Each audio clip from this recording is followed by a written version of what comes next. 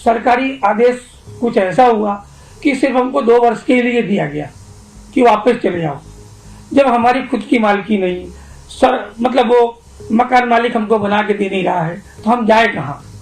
तो हम अपनी खुद की मालिकी में इसको चलाने का निर्णय लिए कि भाई यहीं चलाया जाए।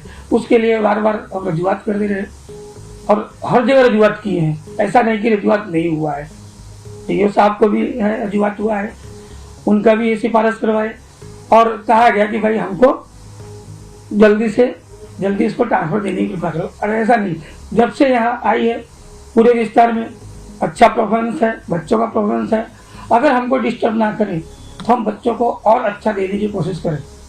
જ્ઞાનોદય વિદ્યાલય જમાલપુર વર્ષ 2017-18 આસપાસ એને 2 વર્ષ માટે એમને જર્જરિત હોવાથી રિપેરિંગના હેતુથી તેઓને અન્ય સ્થળે એટલે સીટીએમના સ્થળ ઉપર એમને ફેરવવા માટેની મંજૂરી આપવામાં આવી હતી, પણ એ 2 વર્ષ પૂરતું હતું। 2019માં લગભગ એમનો કરાર પૂરો થઈ જતો હતો, એટલે મૂળ સ્થાને એમને જવું પડે એ જ પ્રકારના નિયમ પ્રમાણે એમને ત્યાં જવું પડે, પરંતુ તેઓએ મૂળ જગ્યા ઉપર પરત ફર્યા નથી અને હવે તેઓએ મૂળ જગ્યા ઉપર પરત હવે જે જગ્યા છે તે એમની પાસે છે નહીં, એટલા માટે તેઓએ એવી રજૂઆત અહીંયા આપી હતી।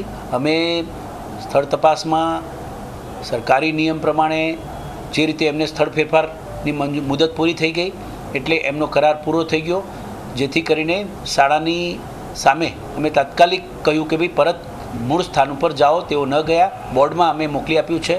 ગુજરાત માધ્યમિક શિક્ષણ બોર્ડ દ્વારા અને કમિશનર શાળાઓની કચેરી દ્વારા એનો નિર્ણય લેવામાં આવશે।